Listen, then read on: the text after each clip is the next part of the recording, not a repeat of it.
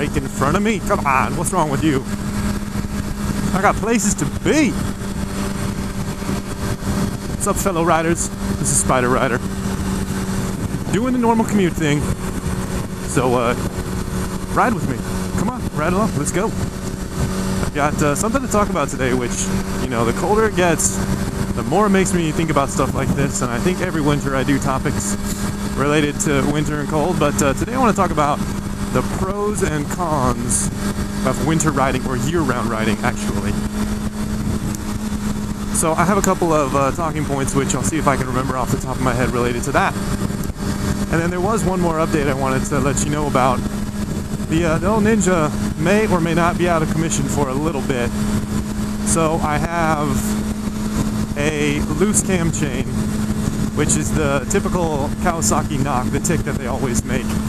Well, mine's doing it. It always does it. It's done it, and then I get it fixed, and then it does it like less than a month later. And now it's doing it again, and it's been doing it for a while, and it's starting to annoy the piss out of me. So I'm going to try and fix it, which brings me to the part about it might be out of commission for a while. I've never done it before. I only vaguely know how to do it. I have the manual, you know, when I'm reading it and checking it out, but there's a pretty good chance I might mess it up. So I'm going to try my best, and next video you see, or maybe another one, I'll see about trying to record it and show you guys what I do. So then if I really screw it up, I can show you what not to do. But yeah, I'm going to try and fix the old Kawasaki tick. So we'll see what happens with that, and hopefully it won't put me out of commission and I'll have to bring it to a shop. Hopefully I'll just fix it up.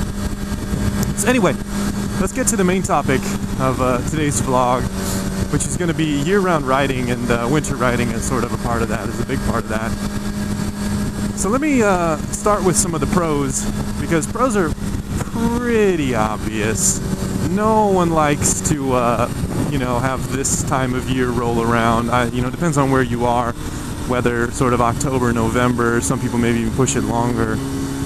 For those of you that live up north and in areas where it's cold and snowy, and you just don't want to ride during the winter, or can't, or shouldn't, and that's all sort of part of year-round riding. So the pros are pretty obvious. You get to ride year-round.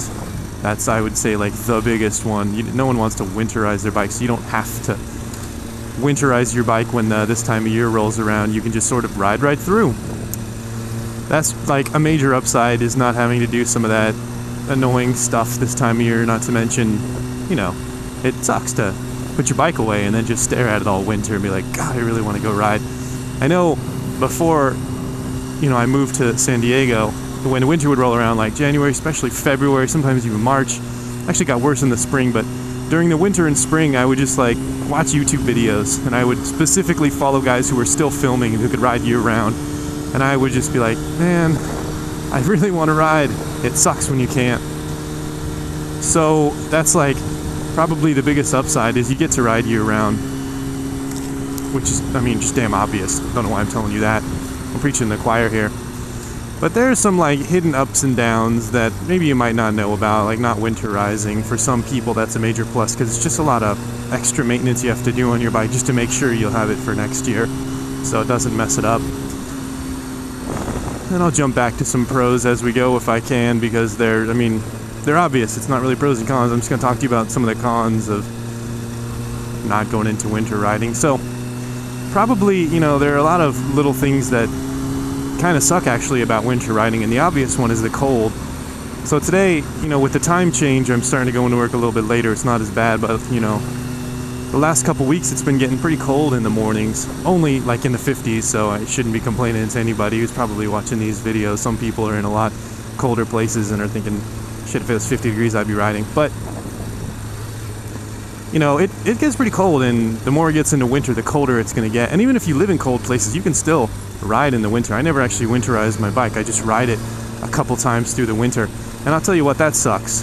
You have to buy a bunch of extra gear just so you don't literally freeze to death, and or, you know, literally, when you have the wind cutting through you, if you don't have winter riding gloves, and even if you do, it can still be really cold. I always found the worst was my jeans, because I don't have any like thick, heavy riding pants. I would wear like shorts under my jeans, and that really didn't help that much. My legs would just get friggin' cold because they're just kind of exposed and sit there in the wind.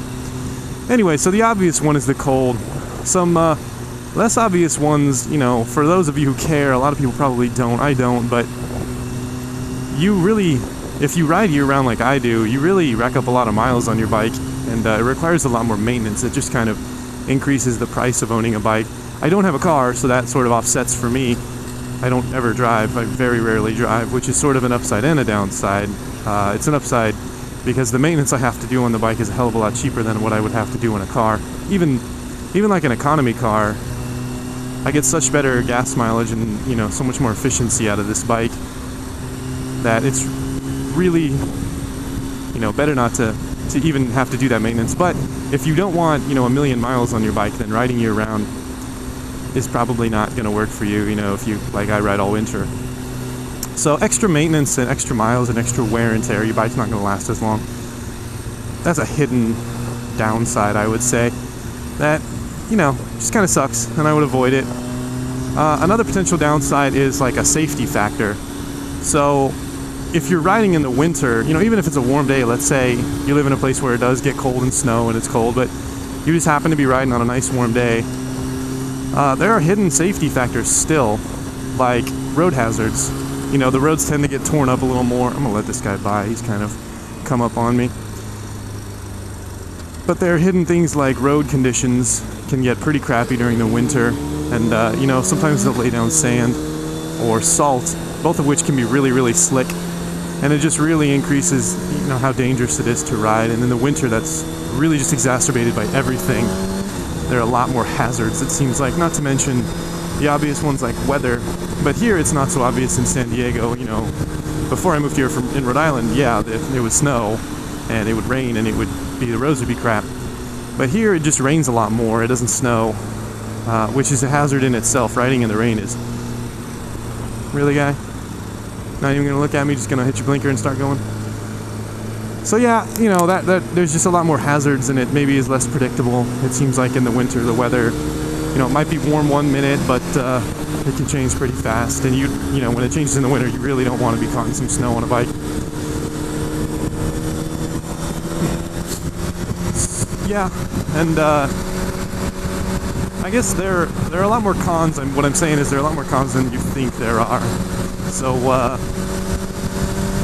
besides the super obvious ones, there are some little things that, you know, it's fun and it's great to ride in the wintertime, but then at the same time, it kind of sucks.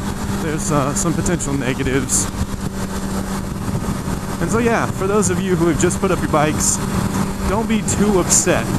You know, it's almost like an extra, it's like a happy day in the spring when you get your bike out and you get to fire it up and you're like, yes, now is when I'm going to start riding. The weather's finally warm enough. And I never get that. I just ride year round, and then I start to, you know, think, man, it'd be a lot more comfortable if I was in that car and not freezing my balls off out here. So anyway, that's another upside. So just don't be too upset is what I'm saying. There's pros to riding year round, but there's cons too. So even though you can't ride for a while, when you do come back, you'll enjoy it so much more. You'll be so much more excited to ride in a couple months than I will. So just keep that in mind as the season changes and you winterize your bike. So anyway, that's it for today. You know, there's more I wanted to talk about, but getting to the end of a vlog here. So you guys take it easy. Let me know what you think about summer and winter riding or year-round riding. And yeah, I'll be here riding through the winter. All right. Catch you guys later.